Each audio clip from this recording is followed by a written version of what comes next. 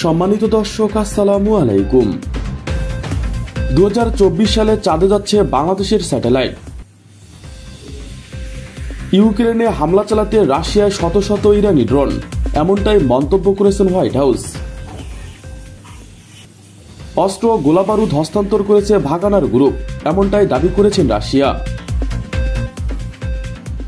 ইসরায়েলের আয়রন ডোমে প্রযুক্তি ইরানের হাতে।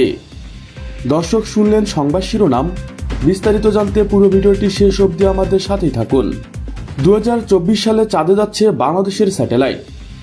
মার্কিন মহাকাশ গবেষণা সংস্থা নাসা কর্তৃক আয়োজিত অটোমেট চ্যানেল কর্তৃক সক্রিয় অংশগ্রহণের মাধ্যমে A2I ইনোভেশন ল্যাব সকল মানদণ্ড উত্তীর্ণ হয়েছে এবং নাসার বিশেষ অর্থায়নে গ্লিমিশনের আওতায় 2022 সালে চাঁদে প্রোমোটো স্যাটেলাইট পাঠানোর ঐতিহাসিক সুযোগ লাভ করেছে বাংলাদেশ। সমগ্র বিশ্ব থেকে নাসার সকল মানদণ্ডে উত্তীর্ণ 213টি প্রজেক্ট নাসার অটোমেট গ্রান্ট লাভ করে ও অর্জন করে ইতিহাস গড়ার সুযোগ। এই মিশনে যথাযথভাবে কাজ করার লক্ষ্যে অংশগ্রহণকারী দলগুলোতে প্রস্তুত করার জন্য একটি অনলাইন ওয়ার্কশপ তথা বিশেষ ট্রেনিংয়ের ব্যবস্থা করেছে নাসা। স্যাটেলাইটের যাবতীয় কাঁচামাল ও রকেটের লঞ্চিং খরচ নাসার commando Colorado space grant commercial বহন করবেন। স্যাটেলাইট মিশন প্ল্যানিং থেকে শুরু করে satellite redesigning, assembling, testing, rocket launching, চাঁদে যাওয়ার পর মিশন কন্ট্রোল, ডাটা সংগ্রহ, ডাটা পর্যবেক্ষণ, বিশ্লেষণে সার্বক্ষণিক সহায়তা বজায় রাখবেন নাসা। বিভিন্ন অ্যাডভান্স ডাটা সায়েন্স ও মেশিন লার্নিং অ্যালগোরিদম ব্যবহার করে চাঁদে স্থায়ী মানব সভ্যতা বিকাশের উপায় ও করণীয় খুঁজে বের করা হবে। এছাড়া চাঁদে কৃষিকাজ, ঘরবাড়ি, রাস্তাঘাট ইত্যাদি অবকাঠামো নির্মাণে গুরুত্বপূর্ণ ভূমিকা পালন করবে স্যাটেলাইট ডাটা। এর মাধ্যমে 2024 সালে বাংলাদেশ 3টি ইতিহাস গড়তে চলছেন। প্রথমত, চাঁদের বুকে বাংলাদেশের প্রথম স্যাটেলাইট। দ্বিতীয়ত, বাংলাদেশের প্রথম গভীর মহাকাশ মিশন। তৃতীয়ত, প্রথম স্যাটেলাইট যা বাংলাদেশে অ্যাসেম্বলি প্রোগ্রাম করা হবে। ইউক্রেনে হামলা চালাতে রাশিয়ার শত শত ইরানি ড্রোন, এমনটাই দাবি করেছেন হোয়াইট হাউস। হোয়াইট হাউস মনে করে যে ইউক্রেনে হামলা চালাতে ব্যবহৃত ড্রোনগুলো ইরানে তৈরি। এগুলো ক্যাম্পিয়ান সাগর হয়ে রাশিয়ায় পৌঁছেছে। পরে ইউক্রেনে হামলার জন্য সেগুলো রুশ সেনাদের হাতে পাঠানো হয়। হোয়াইট হাউস মনে করেন যে ইউক্রেনে হামলা চালাতে ব্যবহৃত ড্রোনগুলো ইরানের তৈরি।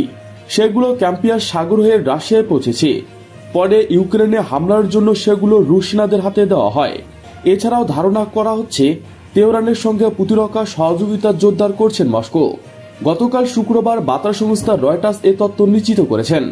সদ্য প্রকাশিত তথ্যের বরাত দিয়ে রয়টার্সের প্রতিবেদনে বলা হয়, হোয়াইট হাউস মনে করেন যে ইউক্রেনে হামলা চালাতে ব্যবহৃত ড্রোনগুলো ইরানের তৈরি। সেগুলো ক্যাম্পিয়ান সাগর হয়ে রাশিয়ায় পৌঁছেছে। পরে ইউক্রেনে হামলার জন্য সেগুলো রুশ সেনাদের হাতে দেওয়া হয়।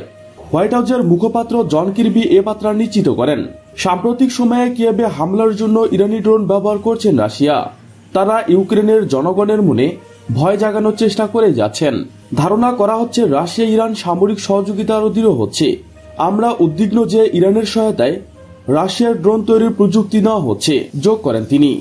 হোয়াইট হাউসের মুখপাত্র জানান, যুক্তরাষ্ট্রের কাছে তথ্য আছে যে রাশিয়ার ড্রোন তৈরির সরঞ্জাম ইরান থেকে নিচ্ছেন।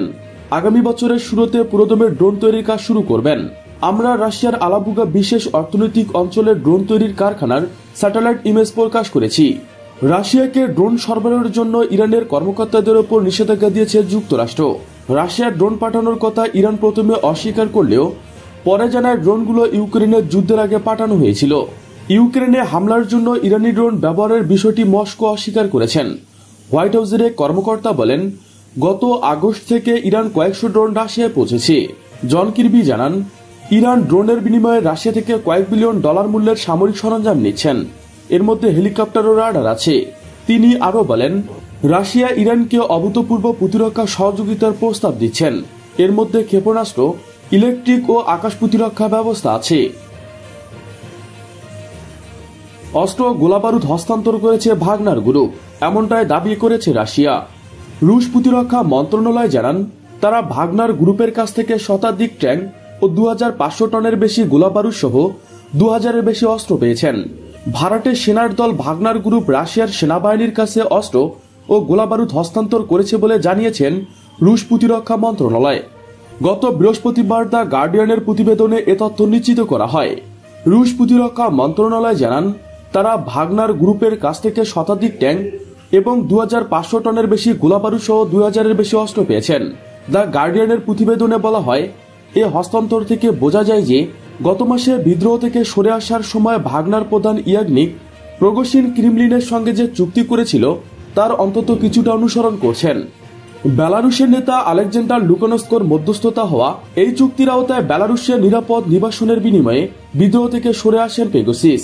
চুক্তির অংশ হিসেবে পেগোসিস ও তার গ্রুপের বিরুদ্ধে ফৌজদারি অভিযোগ তুলে ধরা হয়।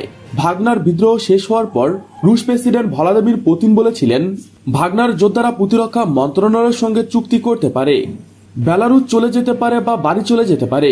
বিদ্রোহের সময় ভাগনার বাহিনীকে বিভিন্ন ধরনের উড়োজাহাজ, বিধ্বংসী অস্ত্র সরবরাহ করতে দেখা যায়। তারা রুশ সেনাবাহিনীর সঙ্গে এই লড়াইয়ের 6টি হেলিকপ্টার এবং একটি উড়োজাহাজ গুলি করে ভূপাতিত করে। এদিকে মস্কোর সঙ্গে চুক্তিতে পেগোসিস বেলারুশে চলে যাওয়ার বিষয়ে সম্মত হলেও এই সপ্তাহে তাকে রাশিয়ার স্বাধীনভাবে চলাচল করতে দেখা গেছে। ফলে ক্রেমলিনের সঙ্গে পেগোসিসের বর্তমান সম্পর্ক কেমন, এ নিয়ে প্রশ্ন তৈরি হচ্ছে। লুকাশেস্কো প্রথম দিকে বলেছিলেন পেগোসিন 27 জুন বেলারুশে চলে গেছেন, কিন্তু ক্রেমলিন গত সোমবার জানান বিদ্রোহের 5 দিন পর গত 29 জুন পেগোসিস পুতিনের সঙ্গে ক্রেমলিনে দেখা করেছেন। পেগোসিনের বর্তমান অবস্থা জানান, তবে তার ব্যক্তিগত জেটের ফ্লাইট ট্র্যাকিং ডেটা অনুসারে তিনি তার জেটে করে মস্কো ও সেন্ট পিটার্সবার্গের মধ্যে বেশ কয়েকবার উড়ে গেছেন।